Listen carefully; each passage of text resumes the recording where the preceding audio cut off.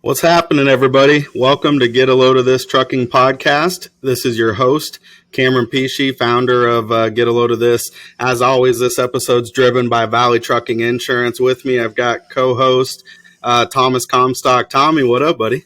Hey guys, how is everybody out there today?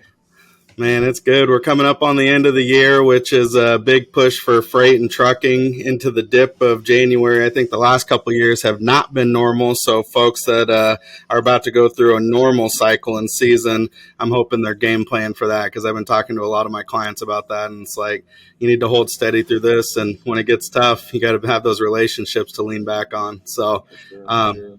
But I'm excited. End of the year is goal planning. It's looking forward. It's kind of taking inventory of where we're at and trying to make the best out of the situation moving forward. I'm hoping these gas prices fall a little bit coming up soon too. Yeah, right.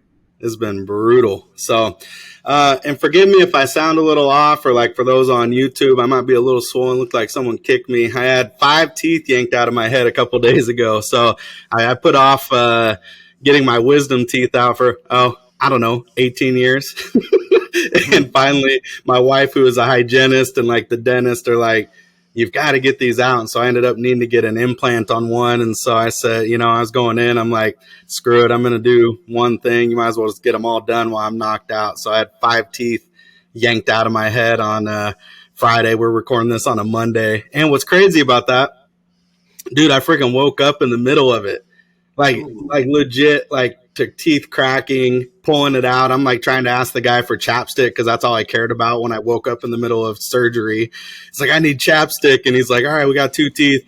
We need more medicine. Like, you're going back down. And next thing you know, I woke up and I'm like, give me some pain meds. And I've been on a stream of Tylenol, ibuprofen, antibiotics, and pain meds. So Getting a lot of that ice cream in. Yeah, milkshakes, like soft foods, man. It's like Jello, yogurt, mashed potatoes, like some protein shakes, a lot of water. You're not supposed to do coffee. I had 1 coffee, iced, obviously, but that's probably my biggest pain. I woke up this morning being like, man, I need some coffee, but then I'm not trying to delay this healing process, so I'm going to listen to the doctor for once. Probably a good idea. Which isn't normal. So, hey, sorry to tangent and go off on a story about that.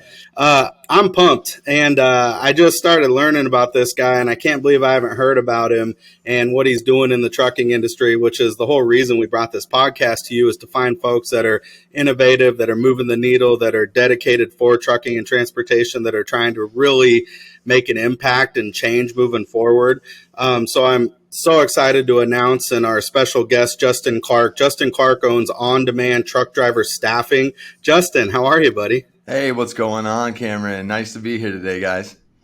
Yeah, man. Thank you so much for coming on. And you're coming out of Arizona, which he claims to be cold. So I'm up in Washington. I don't know about all that, but I got long sleeves on here today, Cam. I mean, seriously, it's getting buttery below 60 for sure on a consistent. It says 54 degrees. It says sunny 54 degrees, which is, for us Phoenicians here in Arizona, that's pretty much like the dead of winter, pretty much. Yeah, so we've been sitting in, what are we at, 20 degrees, maybe 30 degrees. So I'm about to come down and come do some golf with you, or hit up some spring training or something in the anytime. So. I'm actually heading out tomorrow to go golf up in a little town called Prescott, Arizona, but it's in the pine trees, and it's a little colder up there. So we will be dealing with the weather probably closer to what you're used to tomorrow and the next day. I don't know why we're leaving Phoenix to go golf up north, but my friend is he's a crazy guy. He loves it, so he set this up. So we're excited about it. But yeah, my company's called F-Staff, and we provide on-demand truck driver staffing, and we've been doing it for the last 21 years. Our original company name was called Contracted Driver Services. Quite a bit of mouthful. Like I started this company when I was 19 years old, and so I always say, there was a lot of learning curve coming up when we first started this business back in 2001.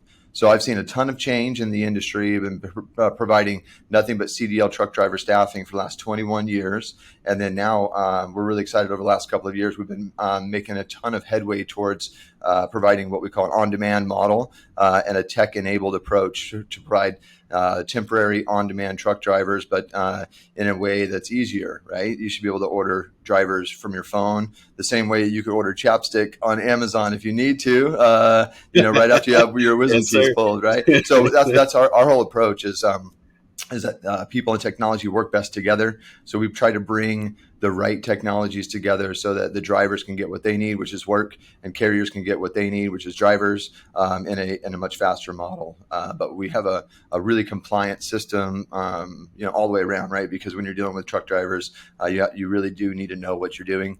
And so our back office system is really tight, and we have a DOT management system with our compliance office that really rivals, whatever our carriers normally do to qualify their truck drivers, because we need to meet their stringent requirements to hire drivers. And so we basically base our requirements off of, our toughest customer.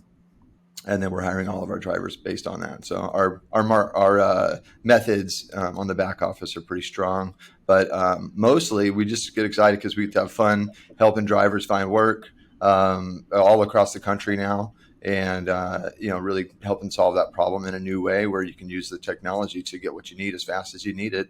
And in today's world, right? I mean, that's exactly what you need. You need flexible, on-demand services. And, I know my family uses a ton of them, it's television on demand, right? Netflix and, Amazon services, all of that kind of came along. Right. So, it's been fun to watch that everything kind of come together. And, I obviously love talking with all trucker friends about anything about the industry. So happy to be here. Now, so you came in at an early age then. What was the appeal or attraction to trucking, or do you have ties to trucking? No, well, okay, so it's a kind of a quick story, but I was 19 in college. My mom was working for another staffing agency, and they provided drivers, right? That's what they did. And I had always wanted to be in business. And so at a certain point when that company wasn't really taking care of my mom the way that, we felt that they should have been with the help that she kind of pushed through with their growth. She was their main salesperson and driving all the growth with the company, but they weren't necessarily taking care of her. So at 19, I decided to, do some business planning and modeling off of their company, but, provide different levels of service. And I definitely had a different vision, for what could be provided in the end. And it definitely was like a family of workers. And it was a place where we really did take care of our people. And we have a history of doing that at our company here internally as well, too. So at 19, I really was, I'm not necessarily vindictive, right? But I wanted to go prove that, I could kind of do it better than somebody that had already been doing it for about 15, 20 years. I don't know why I thought that I could, but I just saw the model as something that was pretty easy to attack. And so we just kind of went for it. So I have a identical twin brother, Scott. He and I went down to the Corporation Commission here in Arizona, filed for the business initially, made every mistake in the book that you could possibly imagine when you start a company, probably almost lost it a few times, and then eventually really hit our stride and started to understand, a lot about the industry and how to do it effectively, efficiently, compliantly, and in a way that we were proud of, So it's been a great ride over 2 decades to see that much change. But I can go back, to when we first started, and it was just like 2 guys with a couple of phones, knocking on doors and getting people to believe in what we were capable of, and then proving that we were worthy of their decision to do business with us. Really, I love America. Right? I really do. I think a chip on the shoulder gives some good motivation internally, and that nudge and that brings out that competitive edge that one needs. And your story is so familiar to a lot of entrepreneurs, I feel like, because it's similar to kind of my background. I happen to go insurance sales, so just obviously different route, but it's the same. It was 2 guys on the phone and literally just smile and dial like Wolf of Wall Street and try to get people to trust in us to help them with their insurance for construction and trucking and that kind of stuff. As I started when I was 20, 21, so similar. So I respect that, man. That's awesome. You have a lot of grit in you then. No Appreciate doubt. it. Definitely. Yeah, man. Like we're like warriors out here, so like the longer you're in, the harder it gets, but you just got to keep moving, and that's awesome. How big is your I'm guessing you're taking an approach with automation built in when technologies for some of the compliance plus back end side of the house, but how big is your organization? And I think you had mentioned you had placed to this point like 10,000 drivers or something, which Yeah, is awesome. it's been so, and really just to tout that number as well, because I love drivers, and every one of those has a story behind them, and every one of them has a unique success story with our company as well too. But yeah, we've helped over 10,000 drivers find work.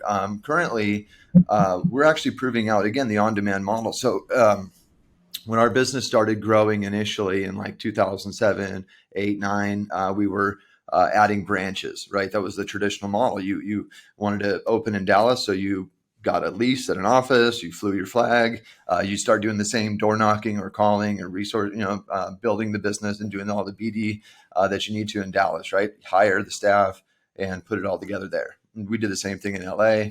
And eventually I just thought that there was a really slow model, again, to be hiring at that rate. You really couldn't be nimble for your clients and to go open locations a lot faster if you were all worrying about having a copier and 2 more computers and all the resources that go in with a branch office. So I ended up moving things forward in 2019, and we closed all of our branch offices. We put everything into our corporate headquarters, and we focused on just growing things digitally, right? So we can hire our truck drivers without having to be in Atlanta. We can find our carriers without having to be in Atlanta. And we've proven that out now. So I think to date, FStaff's in 18 markets currently and growing. And then we're really just trying to make sure that those marketplaces are as reliable as you can expect you'd want them to be, right? And so that's the hardest part, having enough drivers and having enough jobs in the marketplace at all times. That's kind of the Uber approach, right? Having enough riders, having enough drivers, right? So that's kind of our whole We're trying to find that like that happy little medium to make sure that you're not doing one too much and or not staffing enough is definitely probably the hardest thing that you have to balance, especially right now with the economic downturn that we've been facing and the coming recession that we are going through. So I imagine that Cameron could probably relate with this, but a lot of my clients have stated that hiring qualified or finding qualified drivers is one of their biggest hurdles to be able to overcome to be able to operate their operations as well as they potentially could. So I guess kind of going back to what you talked about earlier about qualifying and hiring your drivers based on your toughest customer. What kind of standards do you guys have for your drivers? I'm sure if people are looking to use your services, they'd like to know what the baseline criteria are. Sure. Yeah. So because we're a staffing business, we really can't road test the drivers. So it's important to us that we have verified documentation on their background and their history. So to become an F-Staff driver, you have to have at least 2 years of Class A commercial driving experience. We pull MBR checks. You can't have any more than one moving violation on your MBR in the last 39 months to get started. You can't have a DUI. I mean, there's like strict requirements, right? Like we want to make sure that we have the safest drivers on the road that are working for our clients, because when you're in the on-demand world, especially, right, you have to imagine not only does the driver, you have to be available, but he has to be able to drive a wide variety of different types of equipment at times. And our system does filter for, the right types of drivers so that, we'll find a flatbed driver for a flatbed truck. We're not going to mismatch. But it's helpful if drivers have, a variety of experience. That's kind of the new type of driver for the future, is somebody that is really, experienced in multiple trailer types, can definitely back. That's going to be a heavy requirement for the future. There's going to be less truckload, more city driving, more congested driving, more, blindsided moves, things like that that'll happen in the future too. So, the new driver really wants a flexible environment where he or she can act more like an entrepreneur, right? That was kind of the whole idea behind being a truck driver initially, back in the 70s and 80s, I believe, was that, you could be that wanderlust type, that you can get on the road and you can kind of do your own thing. You can start driving when you want to start driving. You can stop driving, when you're out of hours, right?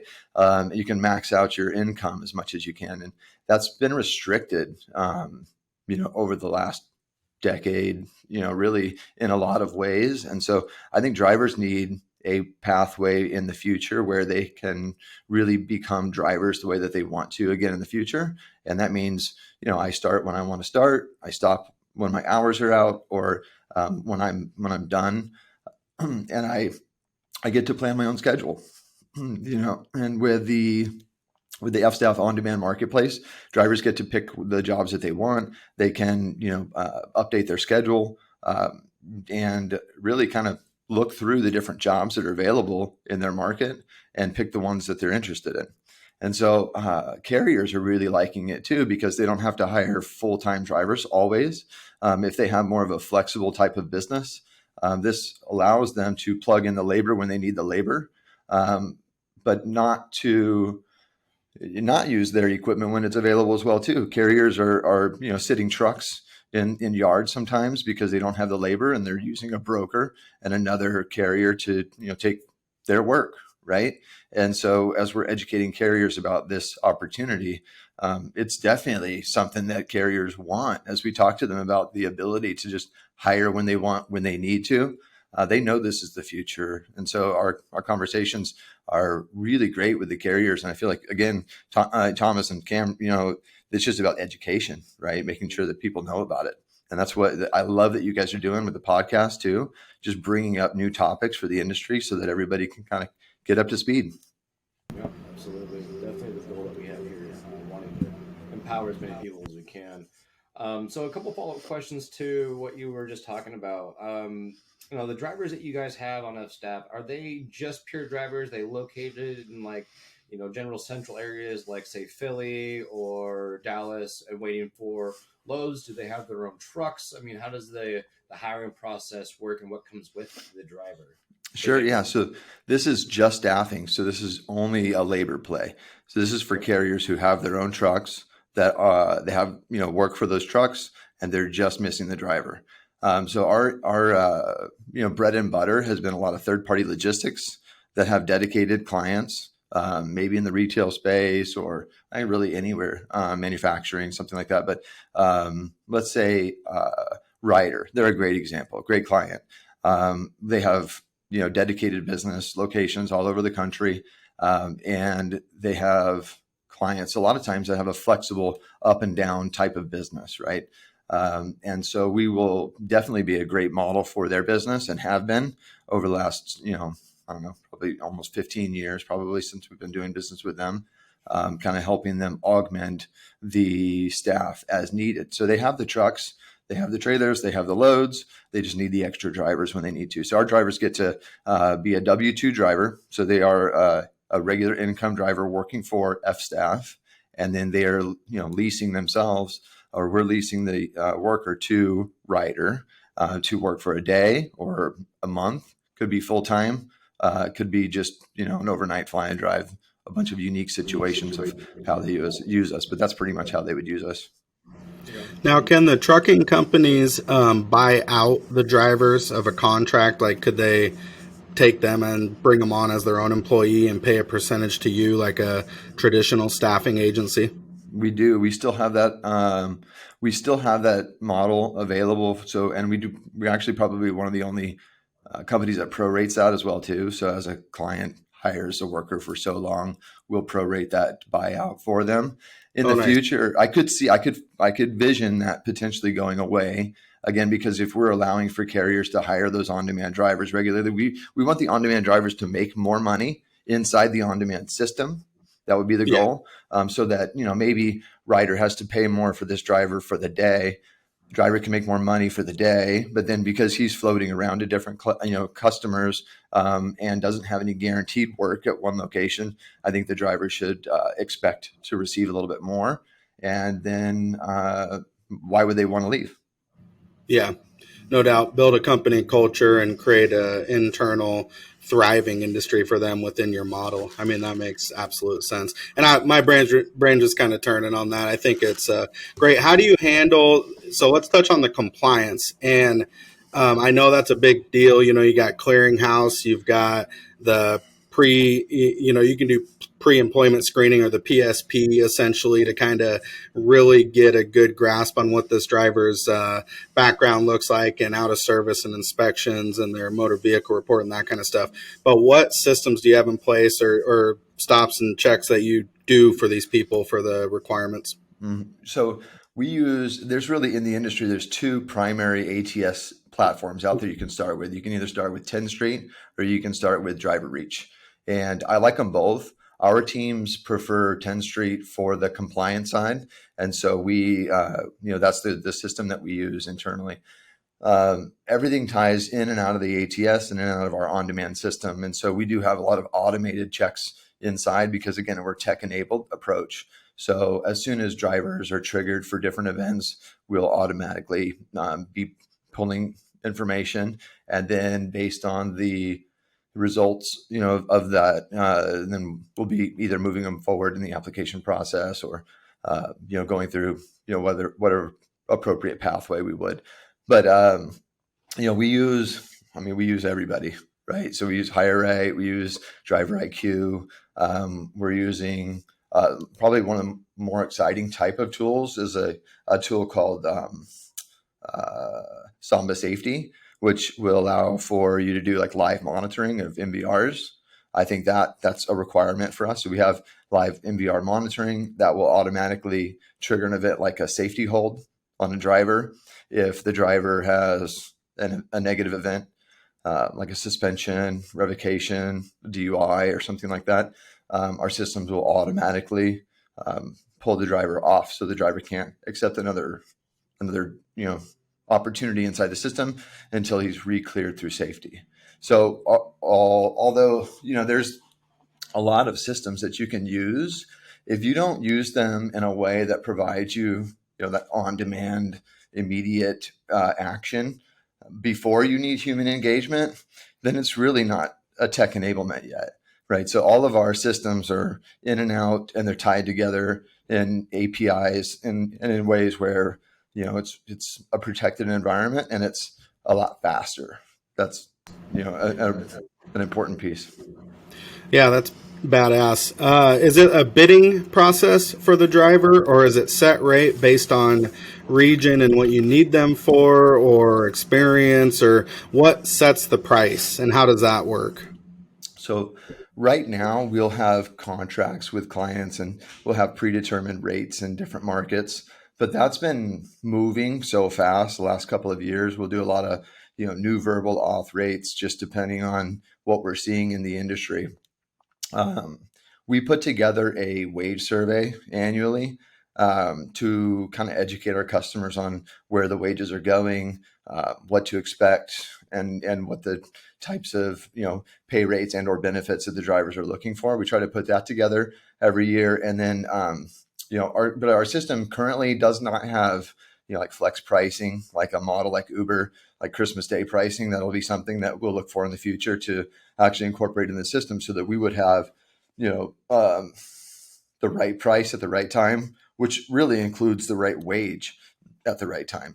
Because I tell our team, I'm like, look, a driver that works on Christmas Day, and we have some, that's crazy, right? Like Christmas Day, they're driving, they should be making 5 times their wage on Christmas Day, right? Because if you have to have that load running on Christmas Day, then you should pay for it, right? That's my opinion, and take care of the drivers along the way, right? Our biggest belief inside F-Staff is that truckers drive everything. And so all of our systems are designed to really focus on the trucker, right? And that means the truck driver. What the driver needs in the future is kind of that's what our vision looks like into the future. Like everything we want is to take care of what the driver needs. So if a driver needs to get paid right now, like on-demand pay, we're going to provide that environment, and we do. So at F-Staff, a driver could actually work today, get his time verified, and then he or she could get paid same day or next day in our system. That's sweet. Man, such a cool model. I'm so happy that I am learning about this, and I'm so happy to get to meet you because I think this is such a cool opportunity for folks. Because I hear it all the time. Hey, my truck's parked because I can't find a qualified driver to run. Right. I think that there has to be a little coordination. I'm just thinking from the insurance standpoint because you have to add the driver, I'm guessing, to the policy to get the coverage to extend out to make sure you're in compliance there. But that happens pretty quick as long as they're with a good insurance provider. So Exactly, and we run all of our. So we own all of the pieces related to the worker. So workers' compensation is on our insurance policies, and then we okay, have like an EPLI coverage and GL. Like so, our coverages are all about the things that we're in control over. The hiring practices, the screening, placement, hiring, firing, all of that sort of stuff. Like that's what our company does. But we don't drive the trucks. We don't maintain the trucks. We don't. I mean, our drivers operate the trucks, but we don't.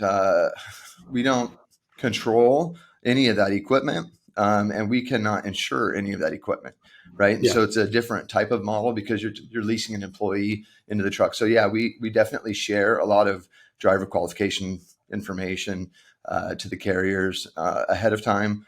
And a lot of them want it ahead of time. If not, they can get it after the fact. And then one of the new development features that we're working on right now is to actually just get the DQ file inside the On Demand app, so that when the carrier orders the driver, the carrier would already have access to the DQ file for a set amount of time. I might have a contact for you that can help with that. So we'll connect off air, and you never know. So I love that. Follow-up yeah. question on the driver staffing thing. What happens in the event of, like, say, some sort of catastrophic loss where it's a complete total loss of the tractor, the trailer, the cargo, maybe a loss of life? What happens to the driver? Are they immediately pulled back, fired from your company? Who has the liability there for his actions? Yeah. So, I mean, I think in a catastrophic loss, everyone is named in suits like that. Again, our contracts are clear in that what we're accepting the responsibility for, and our clients indemnify us for the equipment liability related to any damages, crashes, things like that.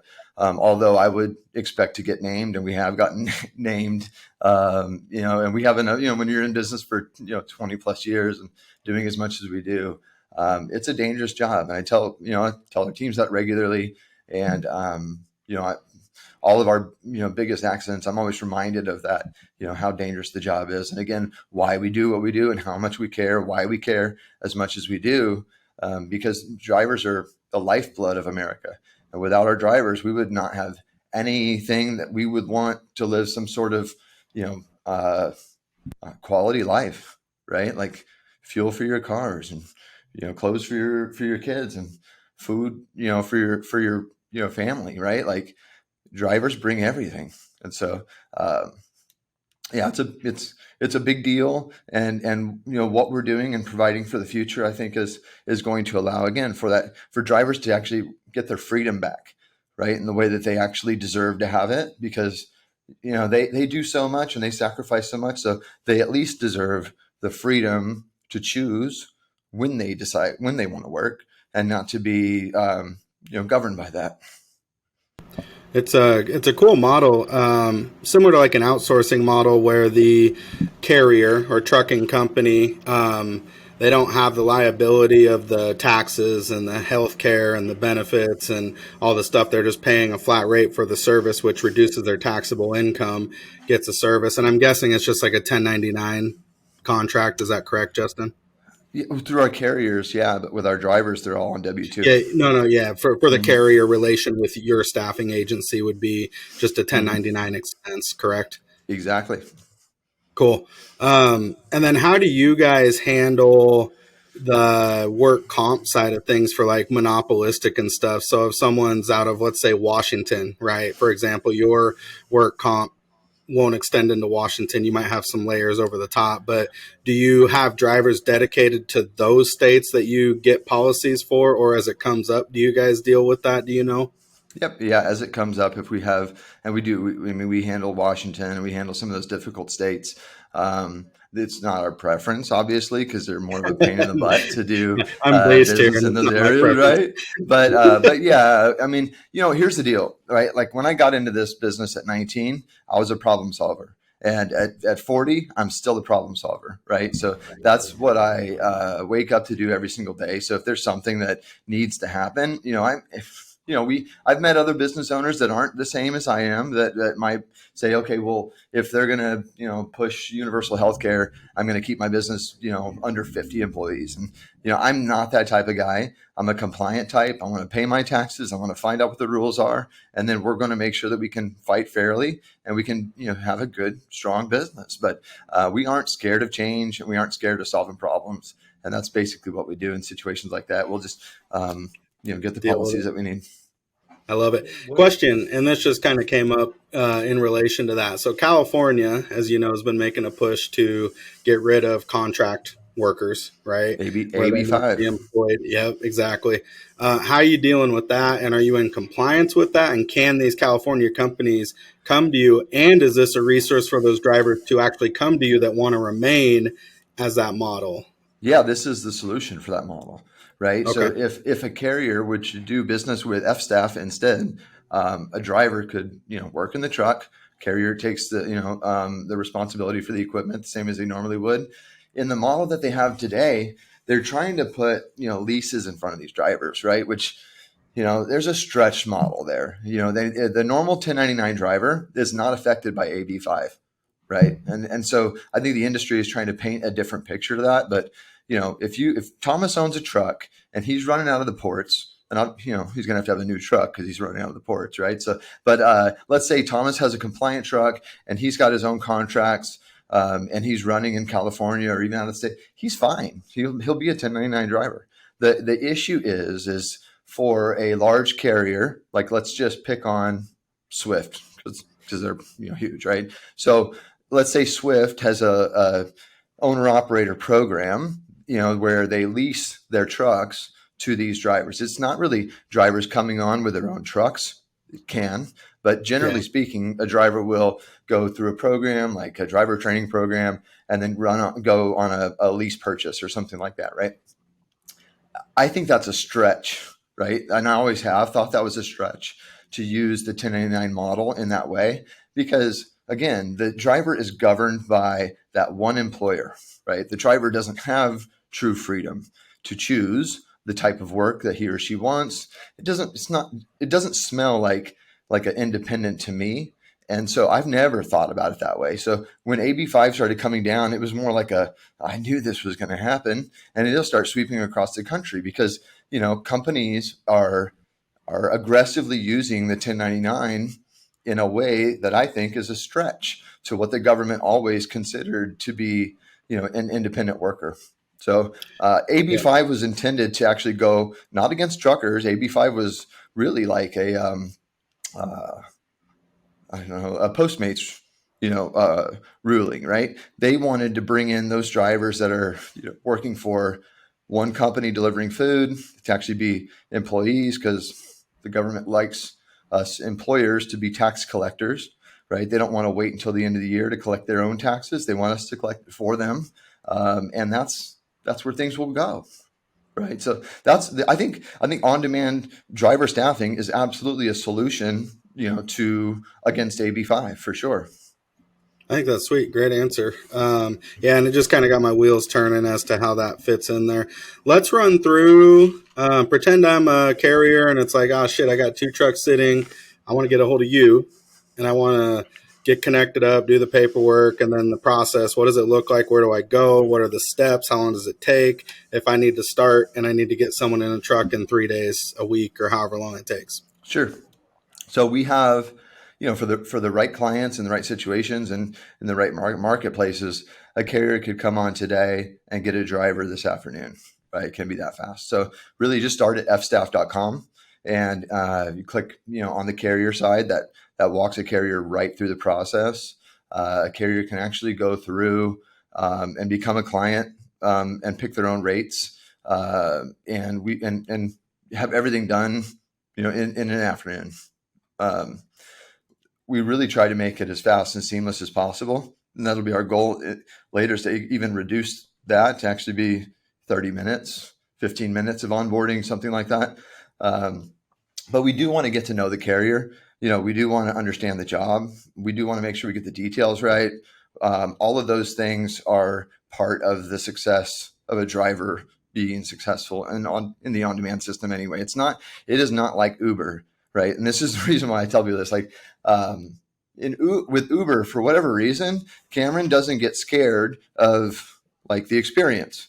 Cameron thinks like, well, it's just my body. If we get in a crash, and I'm not likely to get hurt, I'm just going 15 minutes down the road. That's that experience, right? When one of our carriers orders an on-demand truck driver for their tractor trailer, it's a lot more like Thomas saying, "Hey, I want to go out this weekend, and I want to take my nice car, but I don't want to drive because I'm going to drink, and so I want somebody else to drive my nice car." Right? So let's say Thomas was a Ferrari fan, right? And he wants somebody to take him out in his Ferrari, right? I think Thomas cares a lot more about that transaction, right? He wants to know, who is this driver? What's the license look like? Have you ever driven a car, anything close to this one before, right? Before I let you get in behind the wheel of my car, right? And so that's the transaction that we're servicing. So it's a lot different than the Uber model, but, in that way, really, because the tractor trailer costs, as much as a Ferrari. And when you include, the goods behind it and the trailer behind it, it could be 5 Ferraris by the time we're actually moving down the road. And so, that's kind of the difference there between that model, on the on-demand truck driver side. That's a good analogy. And yeah, it's their pride and joy, and it's their livelihood. These are huge, huge investments for these company owners, as the tractor and the trailer. So yeah, no doubt. I wouldn't let anyone drive my car. I feel the same way. No, I barely like my wife driving my car half the time. Exactly. Well, and so here's the long future, the way that I can kind of see it, as far as I can see it. Trucking autonomy will definitely come into the industry. It may be, another decade out, something like that, before we actually see a lot of autonomous trucks down the road. But the things that I tell my friends now, I go, look, there will be a time and a place that a robotic truck will get into a situation that it will need to order human labor, right? Could you envision a time when some autonomous truck says, I need help, right? And so in that future, we're going to really start tying things into the truck technology long term, so that a automated truck could order a human driver when it needs one. That's actually really, really awesome. I love the ease and the speed in which you're able to offer your services to clients. That's pretty dang amazing. Actually, I have an interesting question. You've been in the industry for a long time. You've seen lots of changes come through. Like AB5 is going to be one that's kind of interesting to see how it plays out. But what do you think is the biggest change that you've seen through the industry in your experience? I mean, the one that I've experienced, there's always been changes to hours of service, right? Up and down, and changes to those rules, 15 and 10, or, 14-hour rule, exemptions. Like, there's always tweaks to that. The biggest change that I think that the industry, kind of finally went through was clearinghouse, right? When I started this company in 2001, we actually started doing on-site drug testing, because we would have drivers applying. I would send them to do their drug test. They wouldn't do it for 3, 4, 5 days, maybe a week later. And it started to get me, worried and nervous that some of these drivers were actually on drugs, right? And, there was no central repository or database that I could search. And there was not one that I could actually, submit a lot of data into.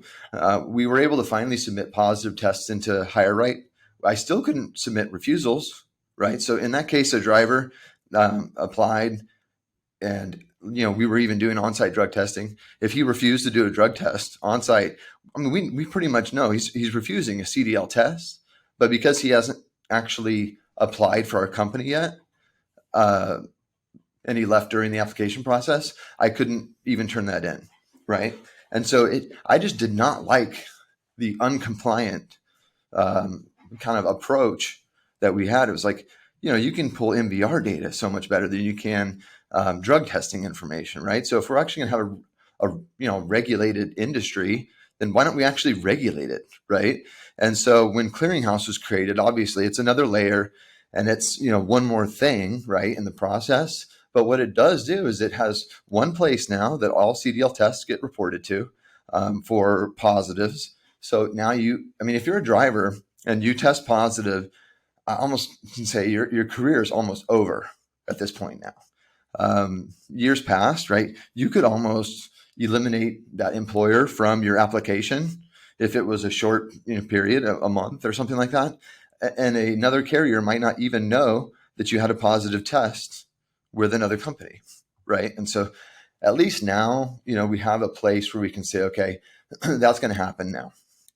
And we can trust that we can hire drivers that are clean, that are not, doing drugs, or if they had, there's at least confirmation that they went through a testing platform after, so that they can, kind of become a CDL driver again.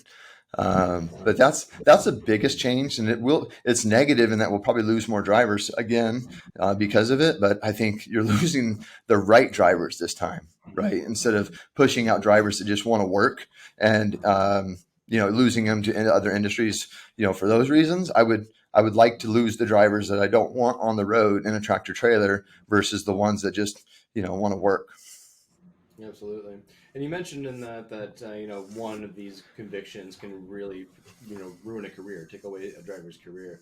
And that sort of incident can actually even close down the company that they're employed with too, because it can cause such a financial spiral in compensation or insurance cost, or being able to find new load because they have an inspection without a service because of drug use. Now the brokers are less likely to want to hire the motor carrier, so it's something that very much is, I think, like you said, a wonderful addition, even though it is another layer, to make sure that we have a better picture of the drivers that we're putting in those rigs to ensure that we're being safe on the road for various reasons. Obviously, safety is important, but also just for operational soundness. I mean, it's the vital thing. So I like that.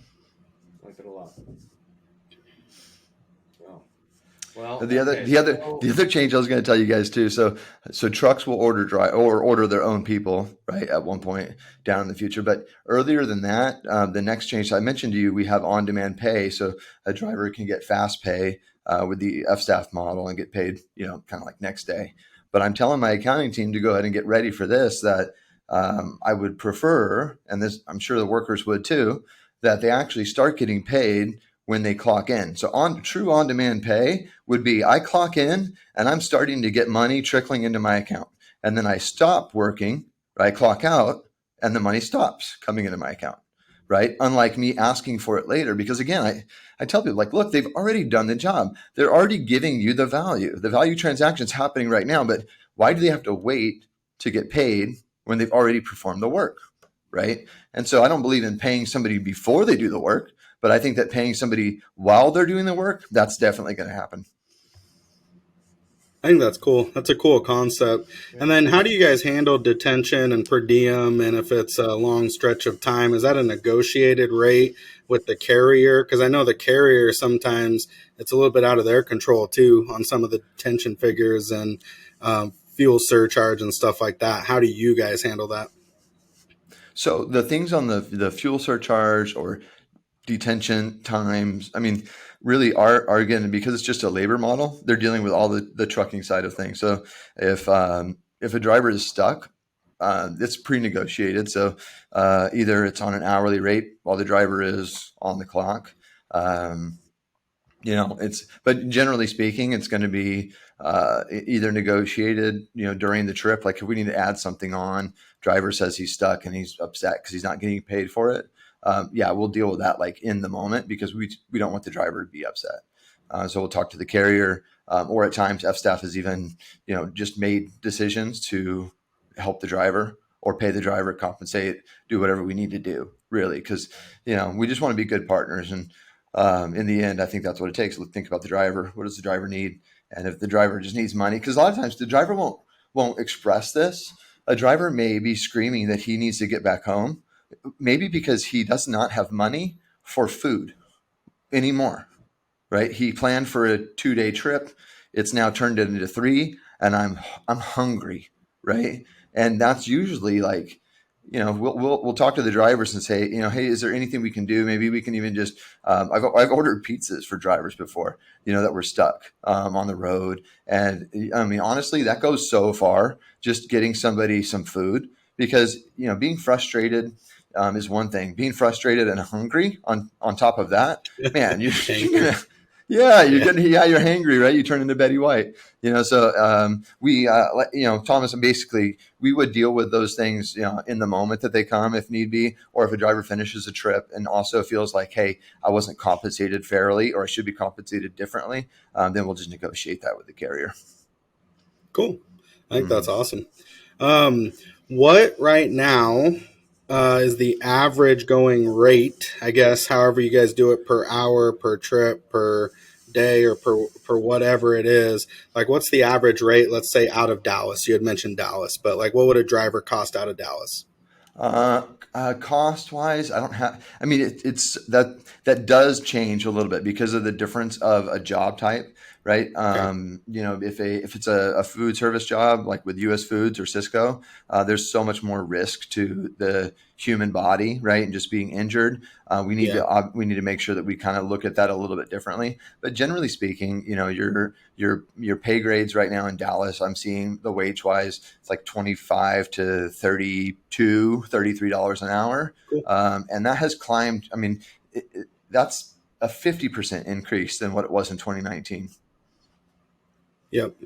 I mean, their No, wages that's have gone way good. up. I think it's good just to have an idea. And I love that you do the survey of the drivers for what's important for benefits and wages and stuff like that. I think it's funny too, because pay is up there, but pay is not the most important thing that an employee Mm-mm. looks for when they're with a company or an organization. I think, I don't remember. I read a study, and it might have been Harvard Business Study or someone. It ranked like 6th or 7th on the list. Once Mm-hmm. you meet your basic needs and you feel like, hey, I'm getting paid adequately and fairly and what I'm worth, all of a sudden pay just stays here, and then other things become important. And it sounds like you've kind of touched on that when you're willing to ask, hey, what can we do? Hey, I'm willing to get you a pizza. Hey, I'm willing to negotiate on your behalf. Hey, I'm trying to provide an environment where you can be successful and kind of own your own schedule and your income and stuff. So I think that you're touching on all the right things to help with that driver retention for your employees, I'm guessing. So Yeah, absolutely. And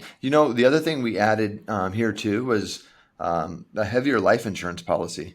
So this was something, actually, you like this story too.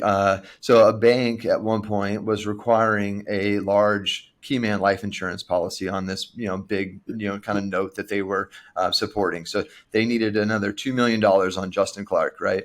And so at a certain point when they no longer needed that, I canceled the policy because it was kind of expensive. And then we transitioned to acquiring a policy that would give all of our drivers a $50,000 life insurance policy for every single one of our drivers. And it doesn't cost them anything. They just have to work for F-Staff to get that. Because again, drivers are in, I just saw a new study. It was saying it was the most dangerous. I've always kind of known it as the second most dangerous career, but based on, death statistics, and catastrophic industry statistics. That could change potentially, but I thought that we were second to journeyman linemen, kind of in the electrical power line industry.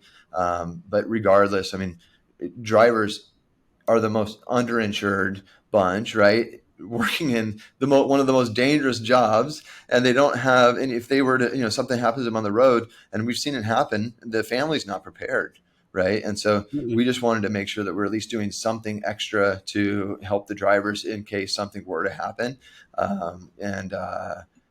that way we feel more comfortable with the drivers at least protecting their families, because that's what they want to do at the end of the day, is protect their families, put food on the table, live their lives and have a little bit of fun.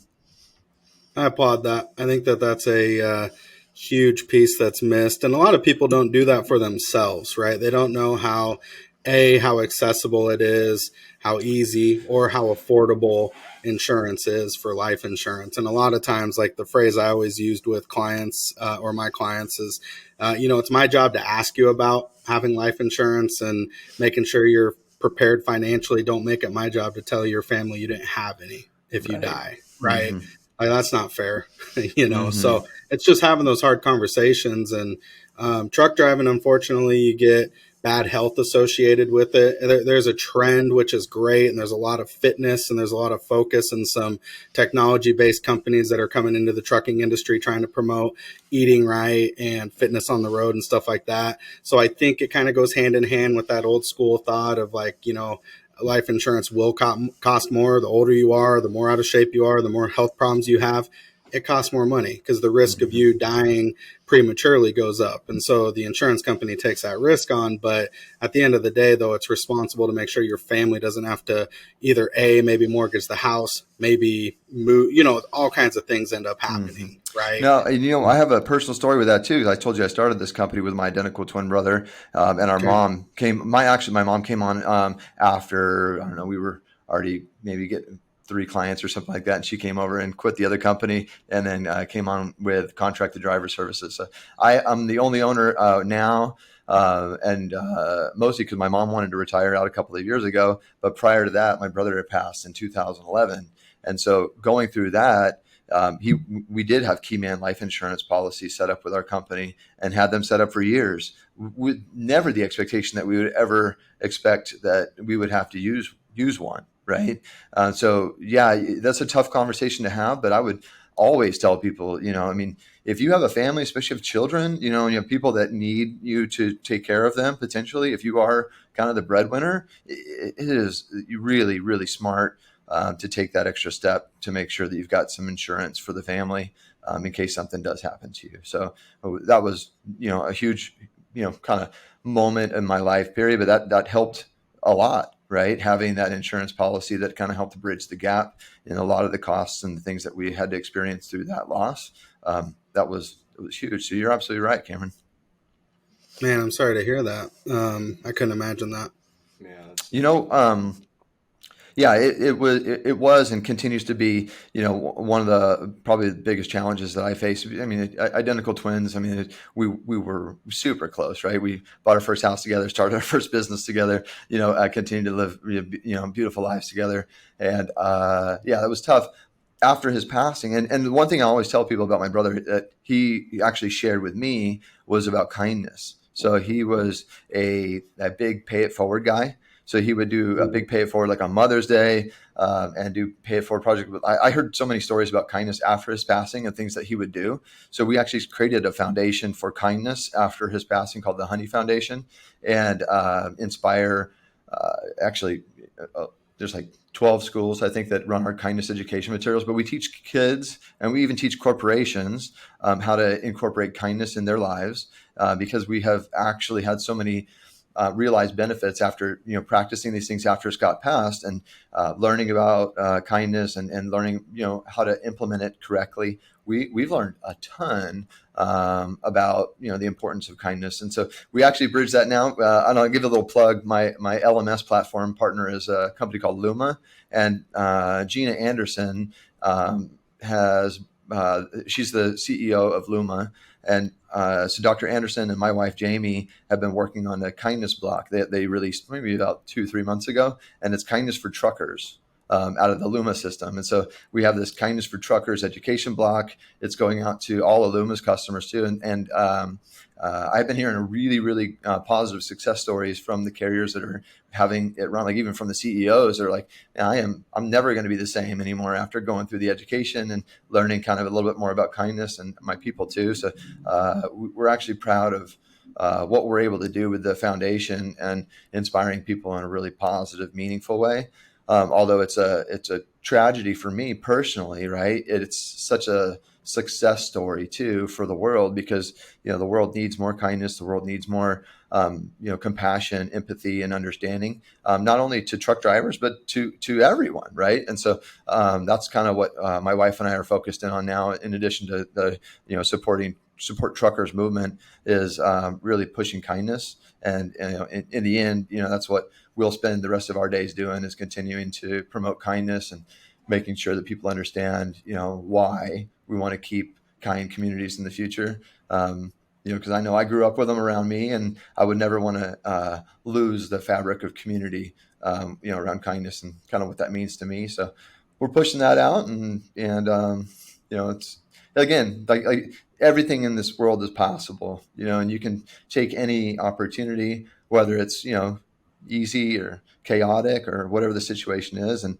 turn it to a positive light. And that's what we've done with the loss of my brother Scott, was definitely turn it towards a positive light.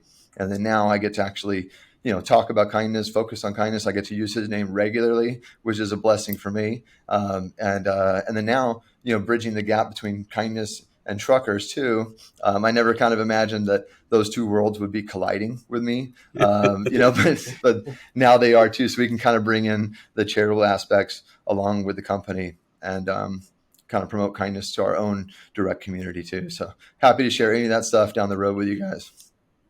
Thank you so much for sharing that. That's beautiful. How do people get in touch with Honey Pot? And then you said Luma? Okay, yeah. So the Honey Foundation, you can go to Be Kind Today. So BEE kindtoday.org. It has a little bit of a bee-themed element to the Honey Foundation. It's the Honey Foundation just because. And so we teach people, you don't need to do anything for any specific reason. You could do something just because. And so that's the kind of message there. So you can go to bekindtoday.org to go to that. And then our platform, Luma, I'm trying to think if it's Luma ATS. It's Luma, LUMA, learning. Yeah, you'll have to get her in touch with me. I'd love to interview her and get her on, because just from the little bit you told me, that I got excited. Like, exactly. So yeah. Cool. Gina Anderson is Luma Learning. I don't remember her website, but you can pull her up. She's amazing, out of South Carolina, and we work with her on all of our education platforms. So she's beneficial not only to our business, but also to the charity, and she loves what we're doing too. So she'd be happy to come aboard. Awesome. That'd be great. It'd be really awesome to have another advocate for people out there. I mean, you guys and your mission, it definitely seems like it's geared primarily just to advocate and promote the truckers, which is, I don't think I've seen anybody else offer that sort of service out there yet. So that's awesome. And then spreading that love is very important. And unfortunately, you had to go through that tragedy, but sometimes the best things in this world are born from tragedy. So, thank you for being able to use that and spin it to something that's actually benefiting people, because we need way more of that in this world, especially today. Amen. Mm-hmm. But I think, we are running close to the end of our time frame. I'm sure that you got to get going because you're a busy man. So I think two questions that we typically ask people that are kind of just for fun. One is, you've been in the trucking world for a long time. Everybody out there on the road has a CB handle, at least, for the most part. What would yours be if you had one? I'll probably say trucker twin, so, being a twin my entire life, it'd be that. And I don't know how many of those on the road there are probably. I would want to have a unique handle, so yeah, it'd be a trucker twin. Trucker twin. That's awesome. Okay, and then the last one, typically, you've gone over a lot of your mission today and about to be kind and all that sort of thing, so probably it's going to be related. But if you had a billboard with one message to give everybody out there, what would it be? I got you right here. Truckers drive everything. Yes, they do. Yes, they do. That's what it'd be right there. Clap. Mm-hmm. Yeah, trucking makes America move. They really do. They are the lifeblood. We would not be on here. I don't know how many times we've said that. We would not be doing this podcast. We would not be in this building. We would not have the luxuries and the life that we have without the trucking community. Exactly right. That's why we're so passionate about it. And I feel blessed to be able to give back. And this was our way of trying to give back to the trucking industry and the community in a way that we could bring value that wasn't insurance, because people hate insurance. We know that. The quickest way to get someone to shut up is talk about insurance. But we saw this as a way that we could really try to bring value and shine light on people like yourself. And you're bringing honor to your brother's name. I love what you're doing. I love the mission that your company's on. I am so excited to kind of keep tabs and hopefully build a relationship with you, because I think there's a lot of cross benefits that we can, and synergies that we can kind of connect up to, for sure, just based on some stuff you've mentioned. So I'd love to connect. So let's do the next one. We'll tape it on the golf course. You got like probably a good 5 months. 5 months Arizona weather out here. We'll go tape the next one on the golf course. And you're in Phoenix, you said? Yeah, we are. Cool. Okay. Well, Phoenix is, I'm happy to go down there. I've got connections and family down there anyway, and we got clients there. So it gives me a reason to get out there. Exactly. Well, you guys are great. Thanks so much for having me again. Thomas, Cameron, appreciate you guys. And thanks for what you're doing with the podcast and bringing stuff to truckers and do what you can to protect them too. I appreciate you guys. Awesome. And folks that want to check them out, fstaff.com, head over there, look at their system, check out the requirements. Sounds like a good idea to me. You got a truck that's stuck. You need to move. You need to make some money. You can help out a driver. I don't know. Seems like an easy solution. So thank you, everybody, for listening. As always, you can find us on Spotify, Apple, Stitcher, pretty much every major platform, YouTube. We got a Facebook group. Find us on LinkedIn. Justin's on LinkedIn. In fact, I think that's where Thomas came across. You guys met each other. So, I'm thankful for platforms. Exactly right. So, okay, guys. All right. Thank you. Thank you.